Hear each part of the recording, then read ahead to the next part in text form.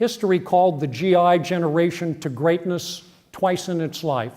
First in World War II, to save the world, and then afterwards, to build and eventually lead a nation that would lift the lives of the masses, not just the privileged few.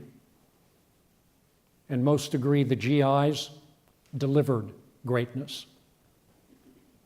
History, as it turns out, never genuinely called the silent generation to greatness. The times simply didn't demand it. Well, boomers, history will have called your generation to greatness twice.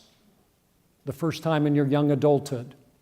And your generation, guided by your unique core values, did deliver greatness by propelling forward civil rights, female rights, environmental rights, and yes, by forcing your government to re-examine its thinking and decision-making when it comes to the matter of war.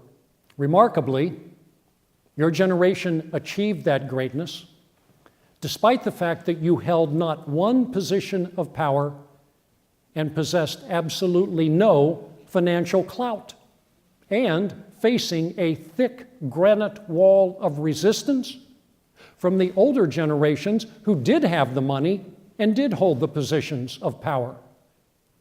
You boomers achieved greatness back then on the strength of a single asset: your generation's unique and powerful core values that had been burned into you during your generation's unique formative years. On nothing more than those values, you lifted a nation.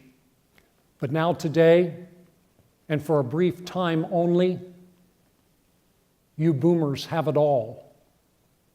You now hold down the positions of power. You now possess a disproportionately high percentage of America's wealth. These are just a few of the boomer leaders at the top of corporate America and American government. And because you are inheriting a leadership culture that is the moral equivalent and the ethical equivalent and the compassionate equivalent of a toxic waste dump, because you are inheriting a nation that up there at the top has become a shameful disgrace, your generation quite genuinely is being called by history to greatness a second time. Without exaggeration, you boomers are being called by history to save your nation.